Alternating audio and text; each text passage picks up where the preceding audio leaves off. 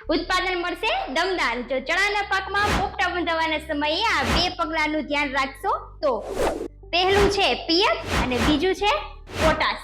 ખેડૂત મિત્ર, જમીનમાં ભેજ જરૂરી છે જ્યારે પોપટા બંધાઈ રહ્યા હોય ત્યારે, અને એકવાર જો પોપટા બંધાઈ જાય ત્યારે પોટાશ તત્વનો સ્પ્રે અચૂકથી કરવો જોઈએ. એટલે જ્યારે ચણા 60 થી 70 દિવસના થાય ત્યારે પોટેશિયમ નાઇટ્રેટ એટલે કે 13-045 નો ઉપરથી સ્પ્રે કરવો જોઈએ, અને સાથે જમીનમાં પિયતની સાથે સાથે પોટાશ મોબિલાઇઝિંગ બેક્ટેરિયા પણ અચૂકથી આપવા જોઈએ, જેથી કરી મૂળ જમીનમાંથી આસાનીથી પોટાશને લઈ શકે, જેથી દાણો વજનદાર અને ભરાવદાર થઈ શકે. તો જોજો, પોપટા બંધાઈ જાય એટલે આ તૈયારી ચોક્કસથી કરી લેજો. અને હા, ફરી મળીશું આવતી માહિતીની મિનિટ્સમાં. ત્યાં સુધી આ વિડીયોને લાઈક, કોમેન્ટ અને શેર કરી પેજને ફોલો કરી લેજો.